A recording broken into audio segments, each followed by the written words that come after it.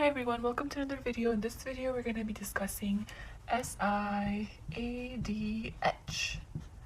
So SIADH is going to stand for Syndrome of Inappropriate Antidiuretic Hormone. So just like it sounds, it's just inappropriate secretion of antidiuretic hormone. And the pathogenesis of it is going to be something that I'm going to be running through with you guys in this video. So as you can see by what I've drawn over here so far, this is the brain. So in the brain we have various different things that are doing various different things. But needless to say, we have the hypothalamus, which is connected to the pituitary gland, and the pituitary gland is sitting on this bony prominence called the sella turcica.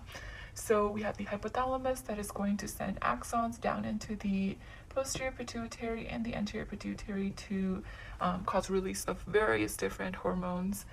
In the anterior pituitary, the anterior pituitary is going to have these cell lines that are going to produce the hormones, and the hypothalamus is just going to have these releasing hormones that is going to prime the release of the hormones from the anterior pituitary. However, on the posterior pituitary, there are no hormones produced in the pituitary gland itself.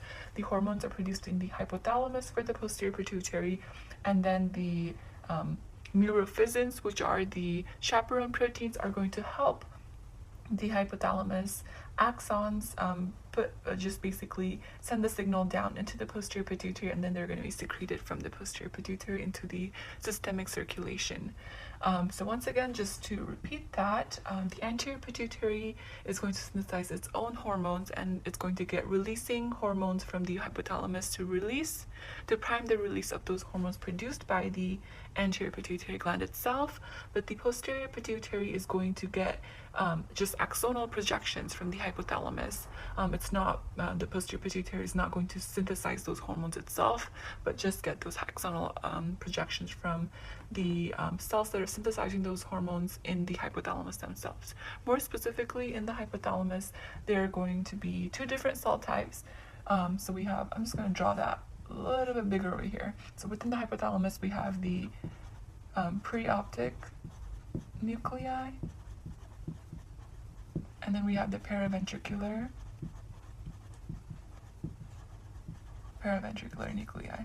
So obviously there are going to be various different nuclei within the hypothalamus, but I'm just highlighting these two because these two are the ones that we are concerned with in regards to the posterior pituitary gland. So the preoptic nuclei is going to make the vasopressin, and vasopressin is just another fancy name for ADH. So vasopressin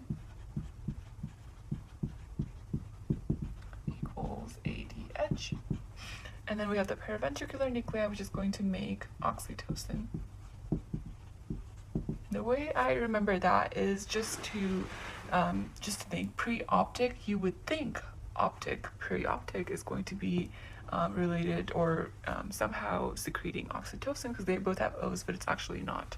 So that's how I remember it.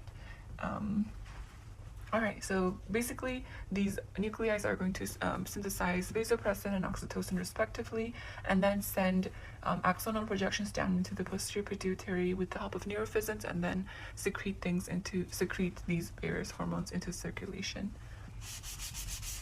Alright, so that was just a basic overview, just to let you guys know where the vasopressin and ADH is coming from.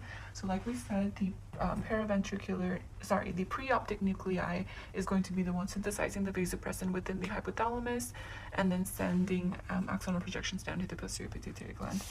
But SIADH itself is just syndrome of inappropriate antidiuretic hormone. So the defect is just basically a lot of antidiuretic hormone that's being released into circulation.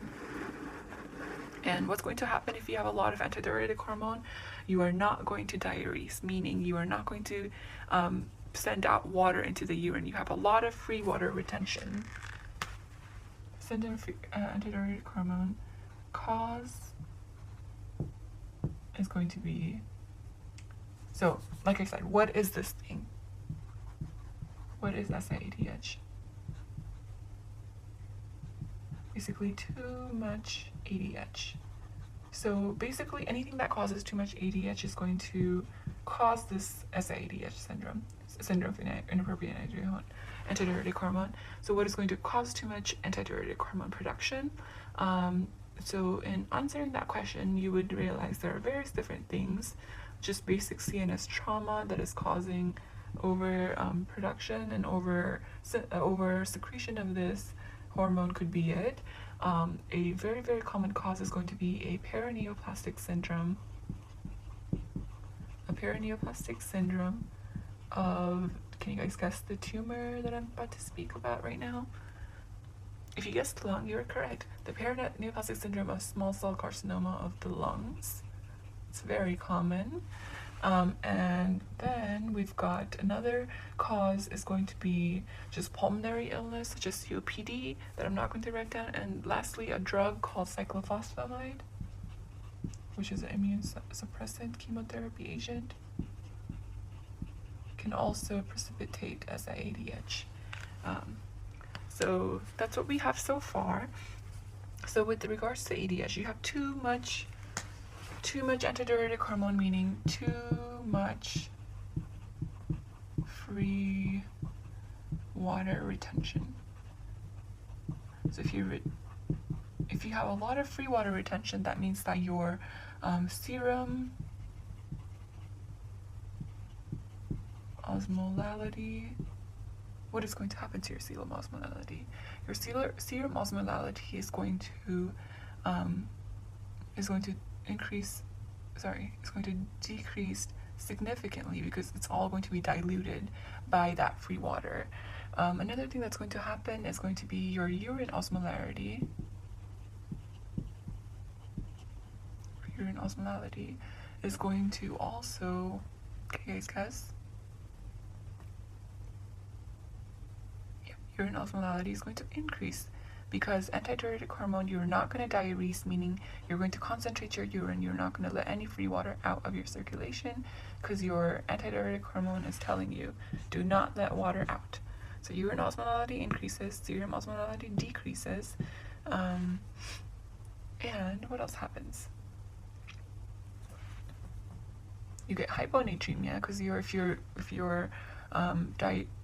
you're basically diluting everything that's in serum, you're going to get electrolyte abnormalities, more specifically hyponatremia and other electrolyte abnormalities as well. But basically everything that's going to result from this is going to be cerebral edema, which is going to be a devastating side effect because like we know, the brain tissue is isotonic in solution, and if you have a hypotonic solution, which is in the case of serum osmolality being really low because of a lot of free water retention, if you have a hypotonic solution, it's going to try to equilibrate with the brain because of the isotonic nature, and it's going to go inside the brain and cause cerebral edema. And that is going to lead to various different consequences, such as seizures and mental status changes, and a lot of psychogenic changes as well, which is not good.